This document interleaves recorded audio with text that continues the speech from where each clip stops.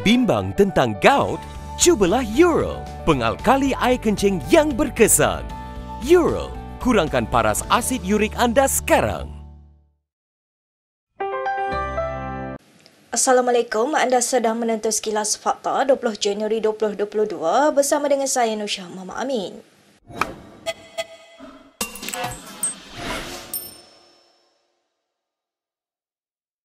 Perdana Menteri Ismail Sabri Yaakob mengakui terpaksa campur tangan dalam pengurusan bencana di Selangor selepas negeri itu dilanda banjir pada 18 Disember lalu. Ini berikutan kelemahan yang berlaku di peringkat kerajaan negeri kerana wujudnya andaian hanya negeri di pantai timur akan dilanda banjir. Banjir di Selangor merupakan suatu kejadian yang luar biasa dan berikutan kelemahan yang telah dikenal pasti di peringkat negeri dan daerah, menyebabkan saya terpaksa campur tangan.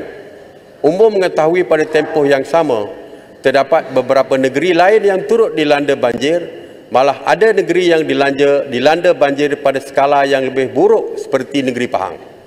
Namun, disebabkan jentera pengurusan bencana di peringkat negeri dan daerah adalah teratur dan bersedia, bencana ini dapat dikendalikan dengan baik walaupun terdapat beberapa cabaran. Ismail juga berkata antara punca kelewatan bantuan banjir di Shah Alam adalah kerana keengganan mangsa meninggalkan kediaman serta kenderaan yang terperangkap di jalan utama. Sementara itu, Dewan sedikit kecoh apabila Ismail mendakwa ada wakil rakyat Selangor yang tidak turun padang ketika banjir berlaku. Saya dah keluar, berada di lapangan, cuma saya tak tahulah rakan-rakan lain. Saya tak tahu, mungkinlah saya tak nampak rakan-rakan lain pun, ahli parlimen, adun dan sebagainya bekerja waktu malam tu. Kami bekerja turun padang. Shah Alam hilang. Ya, Perdana Menteri gagal. Peraturan nak mencelah beritahu saya. Ya, InsyaAllah saya benarkan. Saya nak mencelah. Okey. Saya nak mencelah. Patutnya tidak ada. Duduklah Shah Alam. Hilang ya, duduk. Saya nak mencelah. Shah Alam duduk. Nak mencelah ni. Saya nak mencelah. Baik, walaupun ramai yang mempersendakan kemunculan Tengku Zafrul Abdul Aziz semasa bencana banjir bulan lalu, Presiden Amanah Muhammad Sabu sebaliknya memuji Menteri Kewangan itu. Malah ahli Parlimen Kota Raja itu menganggap apa yang dilakukan Tengku Zafrul adalah tepat berbanding tindakan beberapa ahli Kabinet. Ada orang hantam kritik Menteri Kewangan, dia naik bot dia tak tolong orang. Saya setuju, dia naik bot meninjau. Bila dia melihat keadaan itu, dia balik, maka buatlah bajet bagaimana untuk membantu mangsa-mangsa. Itu betul. Bukan Menteri Kewangan nak kena berenang pergi selamatkan orang, itu bukan.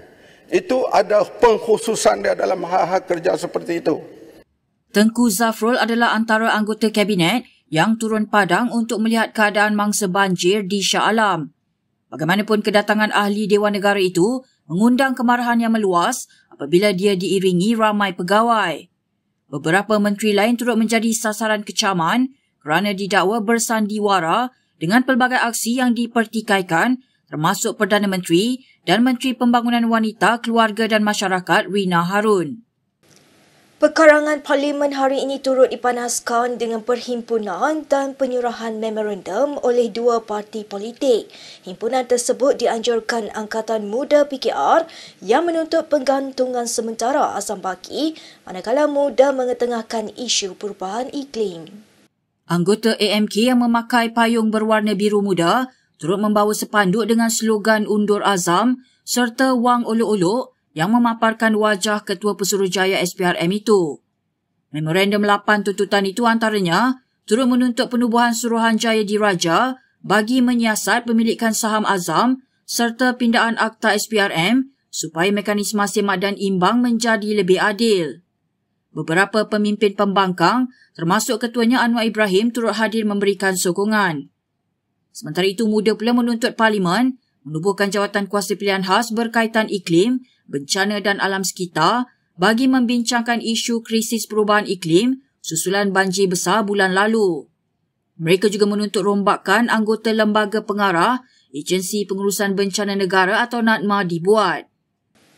Menteri Perusahaan Peladangan dan Komoditi Zuraida Kamaruddin mempertahankan industri minyak sawit, termasuk mendakwa industri itu tidak mengancam populasi orang-utan di Malaysia.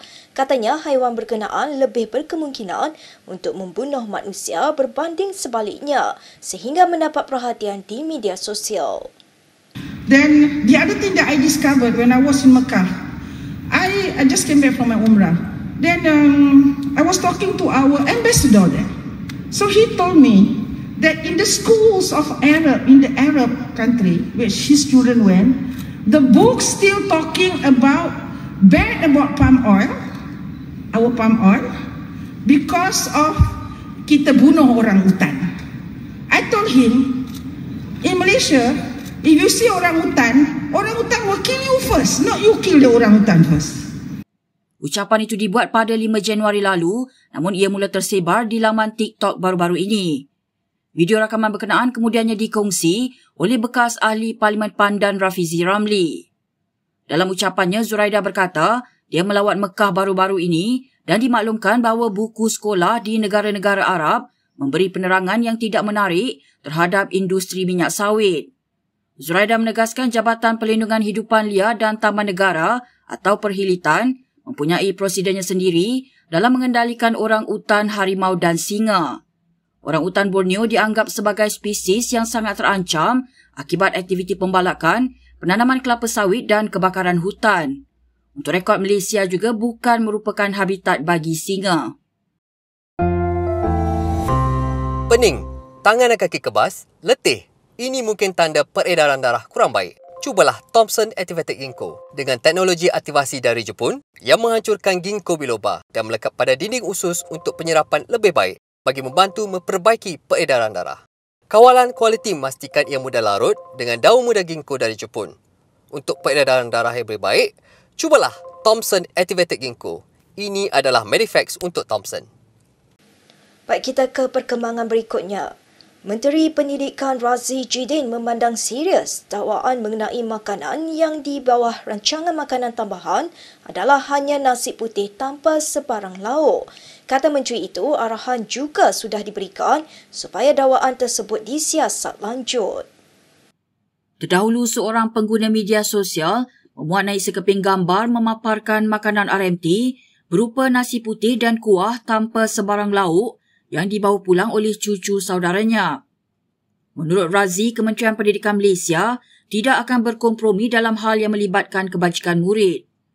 Untuk rekod, program RMT dilaksanakan bagi menggantikan program sarapan pagi percuma untuk murid sekolah rendah selepas kerajaan PH tumbang pada 2020. Awal bulan ini, Malaysia kini melaporkan Persatuan Pengusaha Kantin Sekolah Malaysia PPKSM memohon kerajaan mempertimbang menaikkan kadar bayaran bagi RMT yang sekarang diberi peruntukan RM2.50. Dengan peruntukan itu, pengusaha kantin dikehendaki membekalkan nasi lauk ayam, air Milo dan buah. PPKSM memohon supaya kadar itu dinaikkan kepada RM4. Kementerian Belia dan Sukan perlu meneliti jika wujud kemelut dalaman dalam Persatuan Badminton Malaysia sehingga jago badminton Lee Zijia bertindak meninggalkannya. Bekas Timbalan Menteri Belia dan Sukan Steven Sim berkata, jika tiada tindakan segera dilakukan, dikhawatiri BAM akan kehilangan lebih ramai pemainnya. Dalam kenyataannya, Steven berkata, Zijia keluar daripada BAM ketika berlakunya kemelut pemecatan 253 orang atlet negara dan pengurangan lebih 50% allowance bagi atlet yang masih berada di bawah kontrak latihan. Semalam media melaporkan pemain perseorangan lelaki nombor 1 negara itu menghantar surat untuk meninggalkan BAM. Menurut Presidennya Muhammad Nurza Zakaria, pemain badminton berusia 23 tahun itu berdepan tekanan dan BAM akan mengumumkan keputusan persatuan itu pada Jumaat.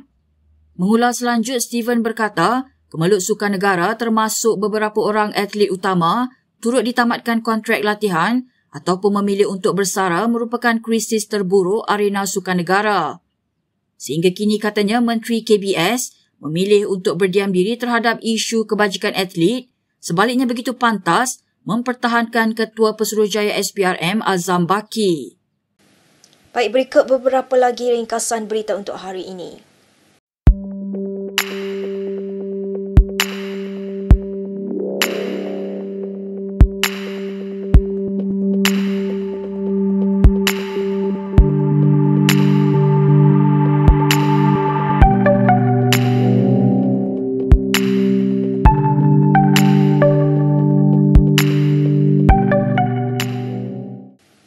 Sekian sahaja daripada saya, Nur Syah Mama Amin, untuk Sekilas Fakta. Untuk lebih banyak berita, anda boleh melayari kinitv.com. Anda juga boleh mengikuti kami di Instagram, Twitter, YouTube dan Facebook. Salam hormat dan jumpa lagi.